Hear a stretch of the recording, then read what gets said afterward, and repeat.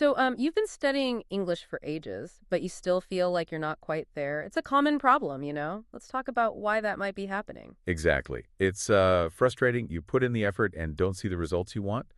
Lots of people feel that way, I think. Right. And what are some of the biggest reasons people get stuck, do you think?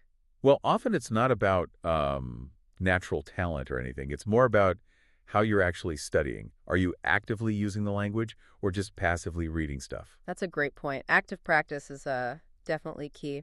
Let's dive into some practical tips then. Okay, let's start with speaking. What are some fun ways to practice actively? Shadowing is great. Listen to a short audio clip and repeat it immediately. It helps with pronunciation and fluency. And try role-playing, too. Imagine you're ordering food or asking for directions, something like that. Thinking aloud is another good one. Describe what you're doing as you do it in English. It's like having a conversation with yourself. Exactly. And don't be afraid to make mistakes. They're part of learning. What about writing? Many people find that challenging. Start with a journal. Write about your day, your feelings, anything. Use prompts if you need ideas. There are tons of online writing communities, too, where you can get feedback. Email practice is also really useful. Write emails to friends or family in English, even if it's just short messages. Yeah, and don't worry about perfect grammar at first. Just focus on getting your ideas across. Listening is another important skill. How can we improve active listening? Active listening means really focusing on what you're hearing. Try listening to podcasts or news reports designed for learners. There are any with clear and slow speech. Yeah, and vary the accents you listen to. It helps you get used to different ways of speaking. Keeping listening log. Write down new words or phrases you hear. And try to understand the main ideas, not every single word. You don't need to understand everything. And finally, reading. How can we make reading more active? Graded leaders are fantastic for beginners. They're books written for different English levels. Right. Annotate as you read. Underline new words, write notes in the margins, ask yourself questions about the text. Reading aloud is also helpful. It improves pronunciation and fluency. Now, let's talk about setting goals. How do we make them SMART? SMART stands for specific, measurable, achievable, relevant, and time-bound.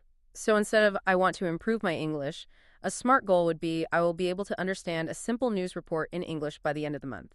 That's specific and time-bound. Exactly. And you can measure your progress by listening to news reports regularly. It's achievable if you listen for 15 minutes a day, and it's relevant to your goal of improving your listening. What are some great resources for learners? BBC Learning English is a fantastic website with free lessons.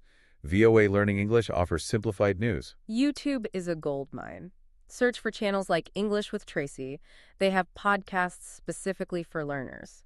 Podcasts are great because you can listen while you're doing other things like commuting or exercising. What about those times when you feel stuck or discouraged? Remember why you started learning English. Connect it to your goals, travel, work, or personal growth. Yeah, and celebrate small victories. Did you learn 5 new words this week? That's something to be proud of. Don't compare yourself to others. Everyone learns at their own pace. How important is consistency? Very important. Even 15 minutes of study a day is better than cramming for hours once a week. Make it a habit. Schedule your study time like any other important appointment. And find ways to make it fun.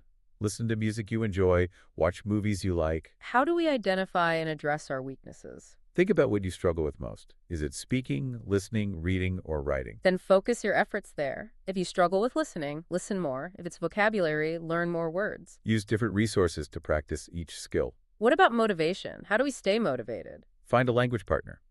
Practicing with someone else makes it more fun and engaging. Set realistic goals. Don't try to learn everything at once. Focus on small, achievable steps. And remember, it's a journey, not a race. Be patient with yourself. Let's look at some real-life examples. Someone wants to improve their listening skills.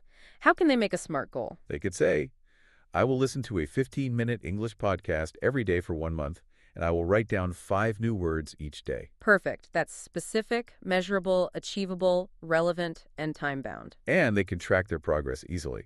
Learning English is a marathon, not a sprint. Be patient, be consistent, and celebrate your progress. That was a great discussion. Thank you.